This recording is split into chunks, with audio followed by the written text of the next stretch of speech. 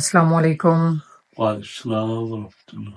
ٹھیک ہے ابو جی، جی آج آپ کیا لے کے آئے ہیں ہمارے لیے انشاءاللہ؟ آج ثابت ابن قیس رضی اللہ عنہ کا واقعہ ہے جو کہ حیات صحابہ والوں نے بھی لکھا ہے اور مفسرین نے لکھا کہ جب یہ آیت آئی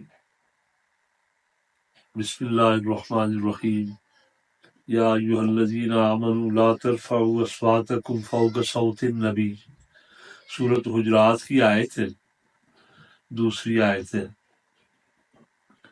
تو حضرت ثابت بن قیس وہ صحابی ہیں جن کی آواز بڑی اونچی تھی۔ اچھا ماشاء تو ثابت ابن قیس نے یہ سمجھا کہ یہ آیت جو ہے نا یہ میری وجہ سے آئی ہے، میری آواز اونچی ہے، تو انہوں نے اپنے آپ کو گھر میں باندھ لیا۔ اچھا، آیا کا ترجمہ بھی بتا دیں۔ یا ایھا الذین آمنوا لا ترفعوا اصواتکم فوق صوت النبی، اے ایمان والو اپنی آوازوں کو نبی کی آواز سے اونچا نہ کرو۔ صحیح۔ کجہر بعضکم لبعض، جس طرح تم ایک دوسرے کے سامنے آوازیں کستے ہو۔ ان تحبط اعمالکم وانتم لا تشعرون، تمہارے اعمال ضائع ہو جائیں گے اور تمہیں شعور بھی نہیں ہوگا۔ اتنی بڑی وعید اللہ نے نازل کی کہ نبی کے سامنے تم اپنی آواز بھی اونچی نہیں کر سکتے۔ اصل میں یہ حضرت ابوبکر اور حضرت عمر کے لیے یہ آیات آئی تھی کہ وہ ایک بات پہ تکرار کر رہے تھے۔ حضرت ابوبکر کہتے تھے کہ میں جو بھی بات کہتا ہوں تم اس کی مخالفت کرتے ہو، تو یہ اچھا نہیں ہے۔ حضرت عمر کا اپنا ایک ویو تھا کہ جب وہ حضرت ابوبکر بات کرتے تو حضرت عمر اپنا ویو دیتے، تو حضرت ابوبکر نے یہ سمجھا کہ یہ میری مخالفت کرتے، تو ایسے ہی نا باتیں کرتے ان کی آواز بلند ہو گئی، تو اللہ نے آیات نازل کی، اے ایمان والو یاد رکھو نبی سے اونچی تمہاری آواز بھی نہیں ہونی چاہیے، کہ اگر ایسے ہوا تو تمہارے اعمال اس طرح ضائع ہوں گے کہ تمہیں شعور بھی نہیں ہوگا۔ تو ثابت ابن قیس کو جب پتہ چلا کہ یہ آیت آئی ہے تو ان کی آواز بھی اونچی تھی، ثابت کو حضور نے اپنا خطیب جو ہے ڈکلیئر کیا کہ ثابت جو ہے وہ ہمارا خطیب ہے۔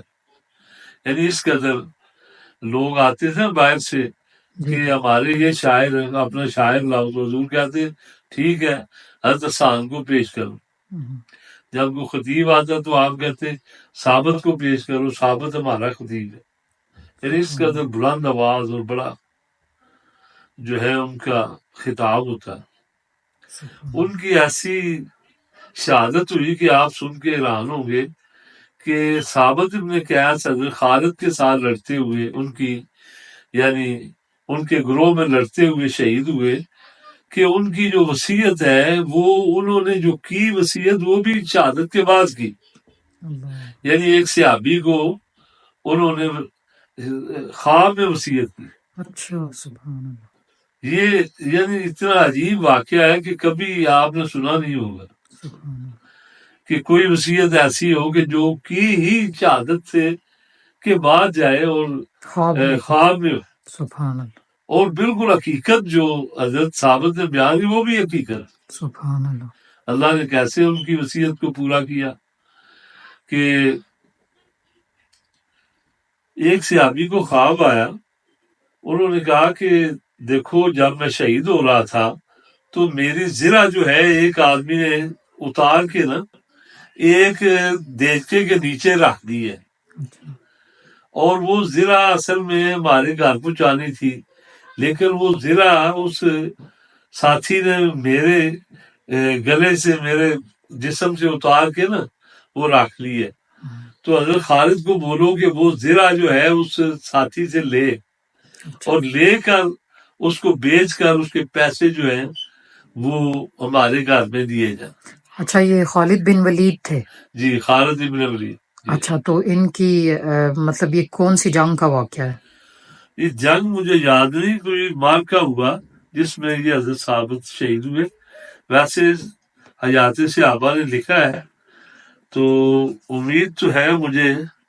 خالد بن ولید ویسے پہلی جنگ کے بعد مسلمان ہو گئے تھے؟ جی جی بالکل، اس کے بعد تو انہوں نے جو وقت گزارا ہے وہ تو پھر اللہ نے ان کو جو موقع دیا ہے، ساری زندگی شہادت کی تمنا میں ان کا وقت گزرا. تو میں ابھی آپ کو بتاتا ہوں کہ اگر ہاں یہ آ گیا جی ثابت ابن قیس انصاری، یہ حیات صحابہ کا حصہ 100 ہے اور 87 صفحہ ہے. اچھا جی میں ابھی آپ کو نکال کے دیتا ہوں. یہ 4 حصے میں کتاب ہے جی اچھا اور کمال کی کتاب. اس کا جو ترجمہ جس نے کیا وہ بھی ہمارے بہت بڑے عالم تھے، محمود احمد غضنفر لاہور کے، اللہ تعالیٰ غریق رحمت کرے، فوت ہو گئے. جیسی کتاب ہے ایسا ہی انہوں نے ترجمہ بھی کیا، سبحان اللہ. بہت اچھا ترجمہ. مطلب یہ عربی میں تھی؟ جی عربی میں کتاب ہے، اچھا اچھا اس کا اردو میں ترجمہ ہوا. صحیح. جی اس کا 187.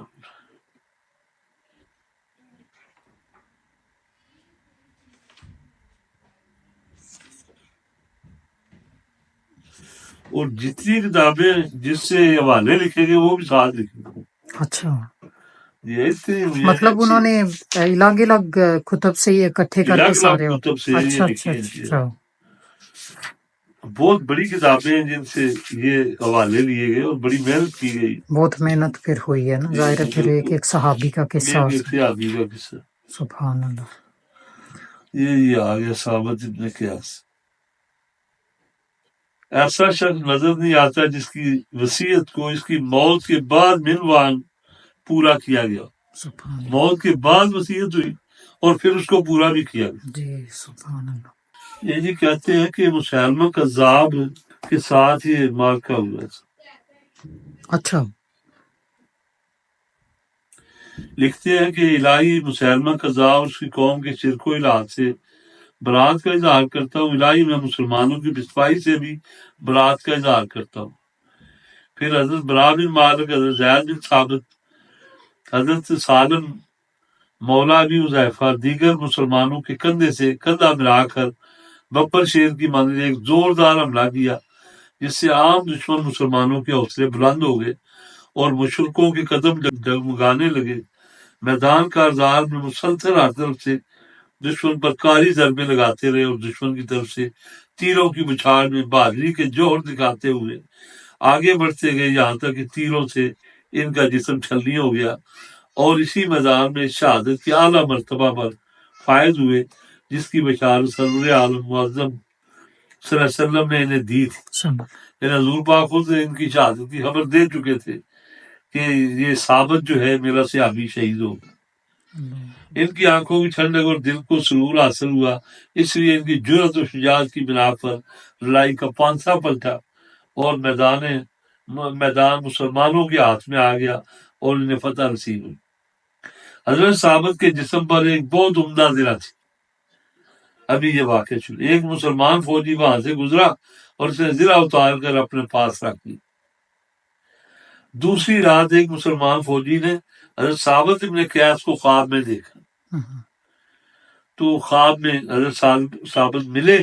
انہوں نے کہا کہ میں ثابت ابن قیس ہوں، کیا تم مجھے جانتے ہو؟ اس نے کہا ہاں میں جانتا ہوں. فرمایا کہ میں تمہیں ایک وصیت کرتا ہوں، تم اسے خواب سمجھ کر برا نہ دینا. ساتھ یہ کہا کہ خواب نہیں سمجھنا، وصیت ہے. کل مجھے جب قتل کر دیا گیا تو میرے پاس سے ایک مسلمان گزرا جس کا حلیہ یہ ہے. اس کا حلیہ بھی بتایا سبحان اللہ کہ وہ میری زرہ اتار کر اپنے خیمے میں لے گیا. وہ خیمہ چھاونی کے فلاں کونے پر واقع. ساتھ یہ بھی بتایا کہ وہ فلاں چھاونی. اچھا تو یہ علم اللہ تعالیٰ نے انہیں دیا ہوگا. سارا سبحان اللہ. مطلب وہ تو اس وقت فوت ہو چکے تھے نا. سارا اللہ کی طرف سے ہوا. سبحان اللہ. وہاں اس نے میری زرہ کو دیگچے کے نیچے رکھ دیا. اچھا. اور دیگچے کے اوپر کچاوا رکھ دیا. اس دیگچے کے اوپر کچاوا بھی رکھ دیا. تم خالد ابن ولید کے پاس جاؤ اور اسے کہو کہ وہ کسی شخص کو بھیجے اور میری زرہ اٹھا لائے. وہ ابھی تک اسی جگہ پڑی ہوئی ہے، اور جگہ بھی وہی ہے. میں تمہیں ایک دوسری وصیت کرتا ہوں، تم اسے خواب سمجھ کر ضائع نہ کر دینا. خالد بن ولید سے کہنا جب تم مدینہ منورہ خلیفۃ الرسول صدیق اکبر رضی اللہ عنہ کے پاس پہنچو تو انہیں یہ کہنا کہ ثابت بن قیس پر اتنا قرض ہے کہ اس کے فلاں فلاں 2 غلام ہیں اور میرا قرض ادا کریں اور میرے غلاموں کو آزاد کر. حضرت صدیق کو یہ پیغام دینا کہ ان غلاموں کو آزاد کر دیں اور میرا قرض ادا کر. اس کے بعد اس شخص کی آنکھ کھل گئی. اٹھ کر وہ سیدھا حضرت خالد بن ولید کے پاس پہنچا اور خواب میں جو کچھ دیکھا ہے انہیں کیا سنایا. حضرت خالد بن ولید نے زرہ لانے کے لیے ایک شخص کو بھیجا. زرہ اسی جگہ اسی حالت میں موجود تھی. وہ اٹھا کر لے آیا. جب حضرت خالد بن ولید مدینہ منورہ پہنچے تو حضرت ثابت بن قیس کی یہ وصیت حضرت صدیق اکبر رضی اللہ عنہ کو بتائی تو انہوں نے اس وصیت کو پورا کر دیا. ان سے پہلے اور نہ ہی ان کے بعد کوئی ایسا شخص دکھائی دیتا ہے کہ جس نے فوت ہونے کے بعد اس انداز سے وصیت کی ہو اور پھر وہ منوان پوری کر دی گئی ہو. سبحان اللہ. اللہ تعالیٰ نے ایسے ایسے ساتھی رسول اللہ صلی اللہ علیہ وسلم کو دیے تھے کہ فرمایا کہ جن کی مثالیں اللہ نے تورات اور انجیل میں بھی بیان کر اور ایسے ساتھی دیے کہ جو کسی بھی نبی کو کسی بھی دور میں میسر نہیں آیا. رضی اللہ عنہ ورضوا ذلک لمن خشی